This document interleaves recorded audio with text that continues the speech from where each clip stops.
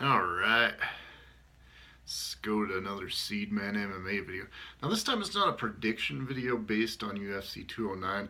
It's breaking it down of the significance of this card. And now with the lightweight and the welterweight division, even though it is not, you know, the undisputed lightweight, it's the interim lightweight champion. Think pound for pound, this is the most talented fight that the lightweight division has ever seen. If you think about um, the different ones, you think of, Sean Sherk versus BJ Penn. I mean, that's pretty iconic. And you got there's a few of them with that. We got Frankie Edgar and Benson Henderson. That was a big back-to-back one. And then you got the Conor McGregor now coming up and everything like that. And Anthony Pettis was supposed to be seen as this destructive monster before USADA came around. But see, with Tony Ferguson, he has done something that a lot of people cannot do in the lightweight division. He has gone through murderer's row of people, including former champion Rafael dos Anjos, just barely, and he was able to pick him apart on the feet.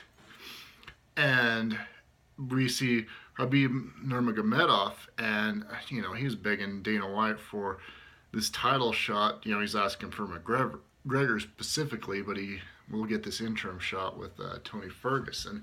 And he's sitting there beating the crap out of a top 10 lightweight and asking Dana White for a title shot while he's doing that. It's just kind of nuts, that skill level of that guy.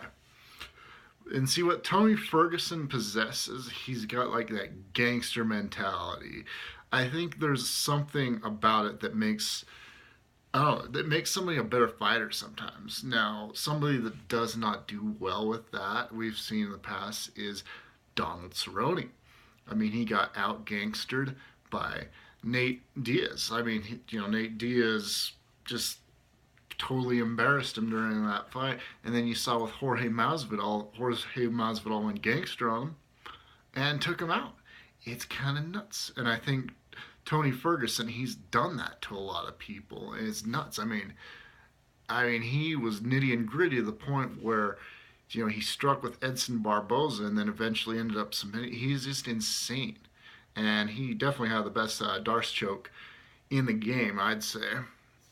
And so, this is an interesting thing because, okay, I give Ferguson the advantage on the feet, but of course you got to give the wrestling to Habib Nurmagomedov, but also he's got to be careful with that takedown because he might run into the greatest Darce choke in the game.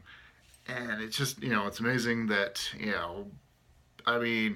people say that Nurmagomedov has fought bums, but he also beat Rafael dos Anjos too, and I think it's really going to be amazing when these two fight each other because it's like we've never seen this skill level in the lightweight division. I think it's taking it to a new dimension.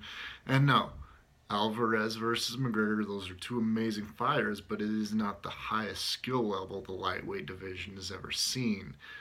And we're going to see, I think the winner of this fight, if they ever do fight McGregor, if McGregor fights in the UFC again, they are going to be too much for him. Because I think Nate Diaz was great, but I think he was a one-trick pony.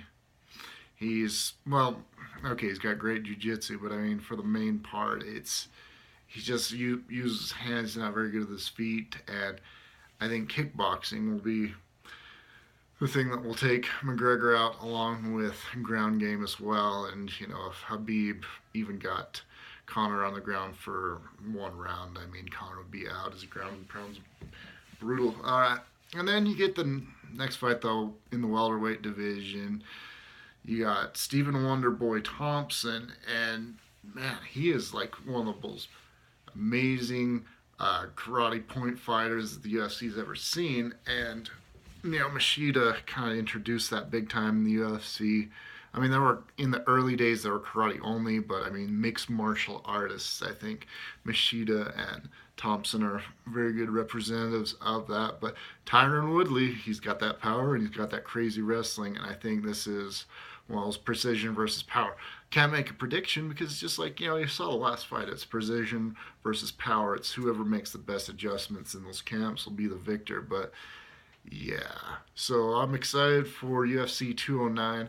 It's a travesty that none of the Diaz brothers are on it. But anyway, come here, Jake.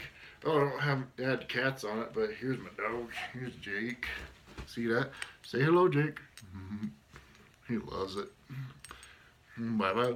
Face. All right, you guys have a good day.